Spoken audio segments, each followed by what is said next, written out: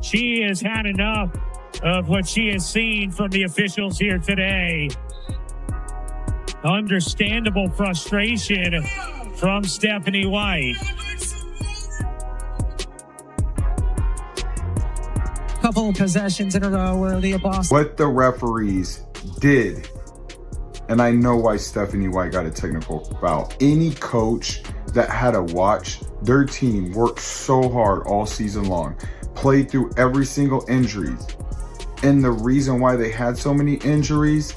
The injured players, they haven't been able to travel, some of them, but most of them are here now. Just how do they help kind of from a culture-wise and with, just bringing some perspective to you guys? Yeah, I mean, we miss them every day on the court. So to be able to have them we had our plane, front of our plane, normally we have empty seats. It was filled on the way here. So, I mean, they bring energy, they bring light, they bring their vocal leaders, all of them. So to have them on this trip is huge. And I don't know how we're going to fit everyone on the bench. It's not that long. It's been packed recently. So I'm excited to see.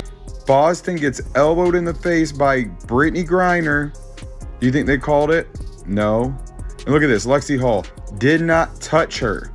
Didn't even touch her. And she gets free throws. Here we go. Kelsey Mitchell touched her. The first one should have been on Howard. And then here, as Petty's in there, Tillman kind of tosses her to the side a little bit. And that was the straw that broke the can. Took it over. Look at this. Everybody saw this. Lexi Hall didn't touch her, but they had to waste their first challenge on this play. Here we go. Look at this. She gets elbowed in the face, and they call a foul on Brianna Turner.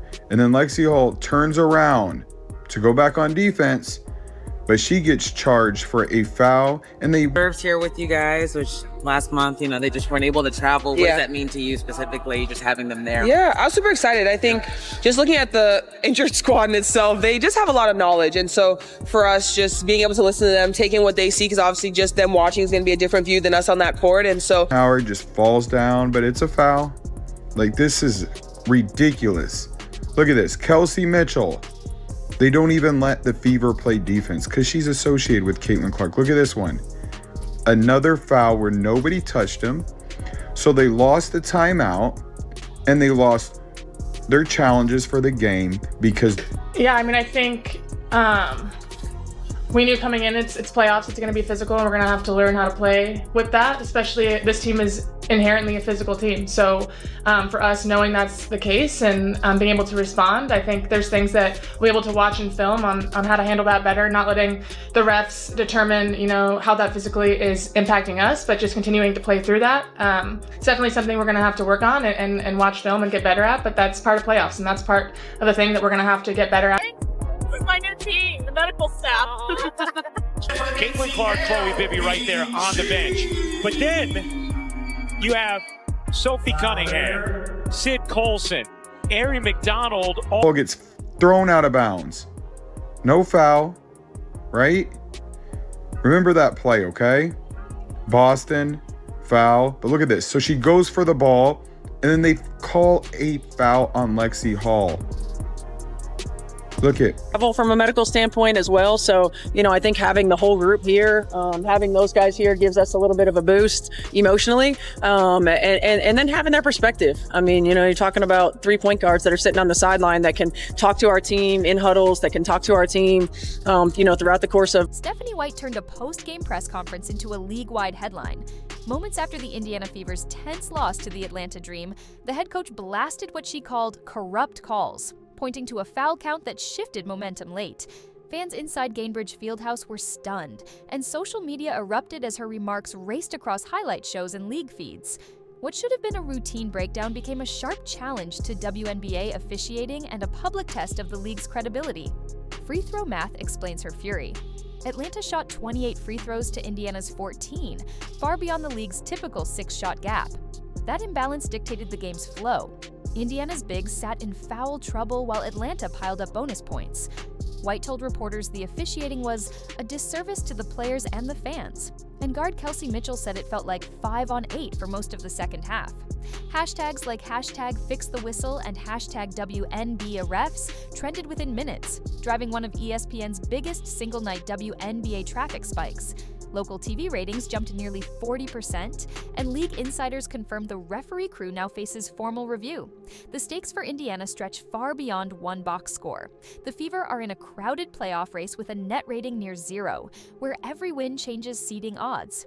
Caitlin Clark, averaging 18 points and 7 assists, spent key possessions protecting herself from a 5th foul instead of attacking, while Aaliyah Boston's double-double rhythm was broken by early whistles. Analysts estimate that one loss in this stretch can cut playoff probability by 20%. Nationally, Clark-led broadcasts draw 1.5 to 2 million viewers, and resale ticket prices have doubled from last year's $40 baseline. Sponsors counting on those numbers instead saw a primetime showcase turn into an officiating controversy, risking ad buys and complicating ongoing media rights talks. What makes White's stand unusual is how rarely WNBA coaches push officiating this far. Diana Taurasi's ejections and Bill Laimbeer's critiques came from long-tenured figures and rarely centered on such a glaring free-throw gap. NBA parallels, like Greg Popovich or Mark Cuban taking 6-figure fines to influence playoff whistles, usually involved veteran coaches and postseason stakes. White made her move in her first season with Clark, after a regular season game that would normally fade overnight, underscoring the boldness of her decision.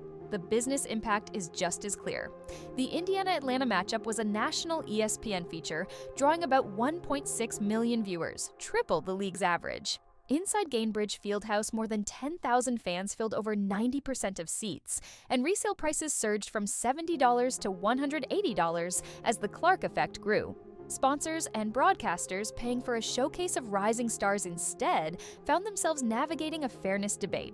League Pass traffic spiked, while partners like Nike and regional advertisers reassessed campaigns built around a clean growth narrative. For Commissioner Kathy Engelbert, the sense that officiating might distort marquee games adds risk at a time when the WNBA is pitching itself as a credible, primetime product.